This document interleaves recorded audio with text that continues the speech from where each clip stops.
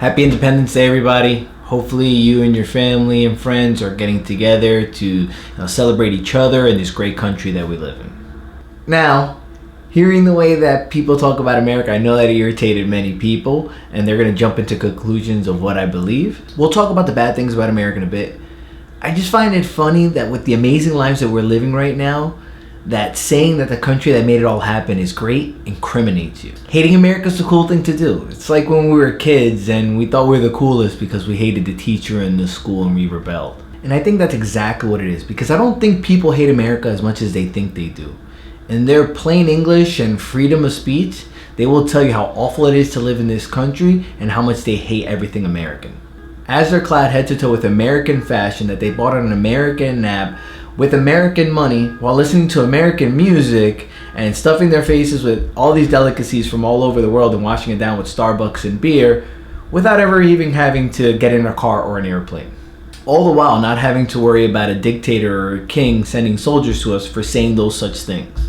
Now, we are seeing current corrupt politicians over policing, trying to put us in a more similar situation. But with the powers that we're given, we can turn that around and we can see that happening right now. But spend some time in a third world country and come back and complain about your air-conditioned home and that nonchalant way that you walk up and down the street, not having to worry about wolves and war bands looking for their next victim. You'd have to admit there's a reason why so many people immigrate to this country. My parents did, and we're much better off because of it, and grateful that they did. We have more food, safety, and freedom than 99% of the people throughout history. Give it some credit.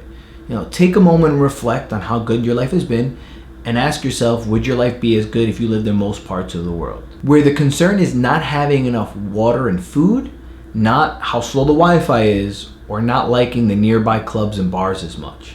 We're blessed, blessed with freedoms and opportunities that we've gotten so used to that not only are we entitled to them, but we're unaware of what the alternative is. Yeah, the country isn't perfect, and it does have a bloody history.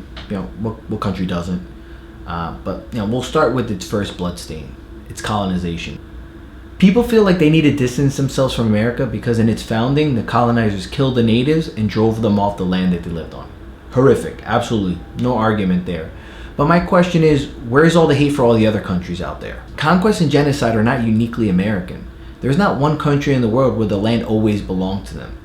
When these people talk about how awesome Switzerland and Norway are, you have to ask yourself, have they not heard of Vikings before? It was England, France, Portugal, Spain, not America, that sent colonists to the Western continents. Where's their hate? It's the entire world. So if you're going to burn an American flag over it, better bring a lot of gasoline because you're going to be burning a lot of flags. Same goes with slavery. Another horrific era in American history and a big bloodstain that makes it very easy to want to denounce America. It's painful just to think about it. But if you're going to say this is a terrible place to live because of it, keep in mind there's no better place to go. Slavery is as old as civilization. There are people today who still have slaves, but you don't hear people talking as much about that. You don't hate America, you hate the evil that humanity is capable of. And it's capable of a lot, unfortunately. Genocide, slavery, war, they're not just part of American history, they're part of human history. And the fucked up part about it is, we're all here in who we are because of those tens of thousands of years of atrocities. Every country is here today due to them warring and conquering. Even small indigenous tribes which were detached from colonialism and global conquest still warred with neighboring tribes to just hold or expand their land. Think about all the wars that America has been in, and it's easy to think how bloodthirsty they are. How America is evil and how they should not have done all the things that they have done. While yes, America is a country that allowed slavery, it's also the country that went to war to end it. Are we going to denounce the Civil War and all the good that has come from it?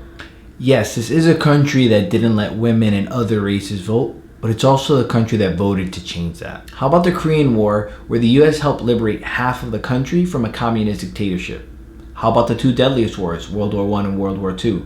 America helped end both of them, saving millions of lives and ending the reign of a truly evil regime that would have continued to decimate Europe and the rest of the world. And now our culture is convincing the youth of America and Europe that if you like America, you're a dumb, racist, sexist, fascist, hateful, bloodthirsty barbarian. Not that you have an appreciation of the life that you're getting to live due to all those sacrifices, but because you're an asshole.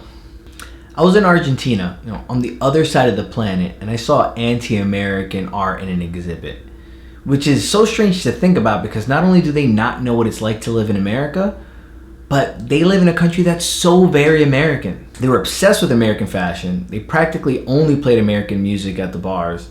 So it's like you have to ask, how do they hate America so much but love the culture?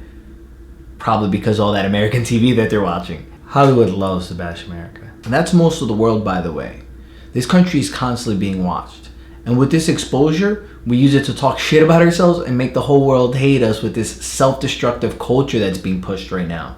And at this moment, you gotta sit back and think to yourself, are these really your opinions, or did you just get caught up in somebody else's agenda? No worries, with the lives that we're living, people in the future are gonna be painting all of us as murderers and benefactors of suffering. So the next time you want to shit on this country and distance yourself from it like an embarrassed teenager would from their parents, that you think to yourself of how many American things you enjoy and how much better off you are living in this country where you get to live your amazing life right now. Because isn't that a better existence? To live in a country that you like as opposed to a country that you hate? There are people who wait years to get into this country. There are people who pay tons of money and endanger their lives and their lives of their children, walk thousands of miles even through a desert just to live in a country that they like. As an American, all you need to do to live in a country that you like is change up your perspective. All you have to do to live in a good country is to realize that you have it pretty good. So shut up, drink your beer, eat your hot dog, and celebrate the day that a bunch of farmers and philosophers changed the world by fighting back against the biggest tyrannical empire the world had ever seen, to start a new government that said our lives, liberty, and pursuits of happiness are our rights as human beings, that we're all equal, that we're all free. Their revolution sparked change across the world, and yes, while the process has been slow, it's been leading to the freest time known to humanity. So happy Independence Day, everybody. Have fun, show love to the people around you, and let's be grateful for the values and ideas that have allowed the blessings that we now have. And more importantly, let's continue to push what this country actually stands for so that all of our kids can have it even better. Peace!